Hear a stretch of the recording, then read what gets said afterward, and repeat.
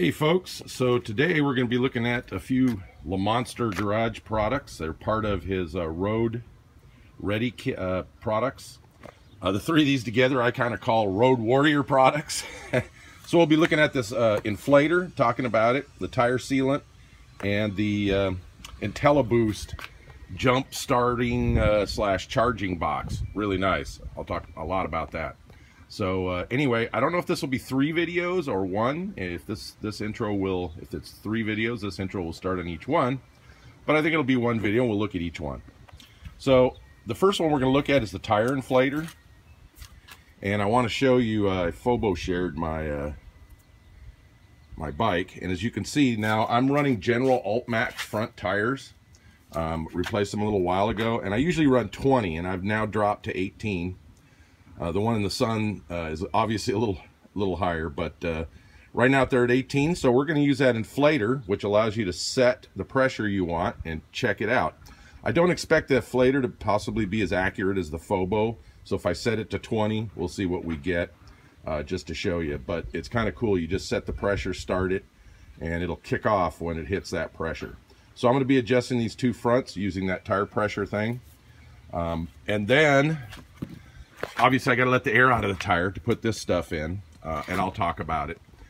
And then we'll take a look at that IntelliBoost, because I actually have a gravity battery that's now a couple years old, and I'm going to do a comparo on the 2 so you can see. All right, so let's take a look at these products and see what they do.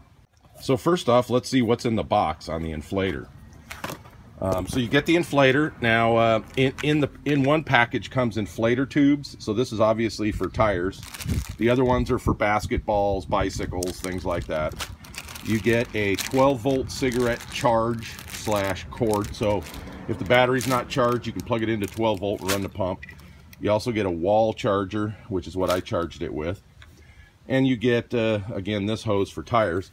Now the cool thing is there's a storage spot in the pump that allows you to store the hose like this, and Lamonster put his nice sticker on there, and you get a nice little bag to keep it in your trunk or wherever you want to keep it. So that's pretty much it on that. Now we'll go ahead and take a look at using the thing. So this is fairly straightforward to use. Basically the display turns off on its own. To turn on the display, you hit the unit button and let it boot up.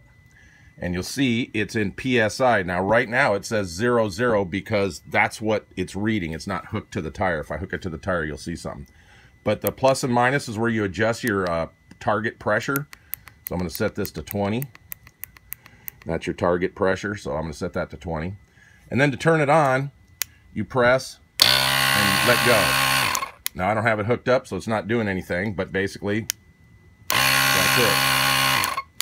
All right, it's got a flashlight on the end that lights up, so if you're in the dark when you turn it on, and it illuminates the valve stem. So anyway, let's go ahead and hook this up and see if we hit 20. All right, we'll give it a shot. You can see I've got it running, and it's climbing up in pressure. Started at 18, so it's pretty close to the Phobo. And it should shut off here. And it did. The minute it hit 20, actually it hit just about 21 before it shut off. Probably a little more air, so when you unhook it, you're going to lose some. You just make sure, hit this one more time. Oh, I think you got to unhook it. So I let a little air out messing with it, but yeah, you got to unhook it so this reads 00 before you can start the pump again. The flashlight stays on, then you hit this and turn the flashlight off. Hook it back up, and we're good to go. So I'm going to do this real quick. Once it shuts off, I'm going to unhook it fast. There we go. So pretty good. I hit 19.8. I'm not going to argue about 0.2 PSI. I wanted 20, but the pump stopped right there. I believe unhooking it, messing with the camera and taking a little time to get it unhooked, I dropped that 0.2. But it seems like the pressure gauge and auto shutoff is pretty darn accurate. So we're going to go do the other tire and get that up there, and we'll be good to go. But as you can see, this tire pressure is handy. Now I want to say something. I have a tire pump in my trunk. It's a It's a yellow unit. I paid $9 for it, Harbor Freight. Takes forever to pump up. This thing is incredibly fast. I cannot believe how fast it pumps up.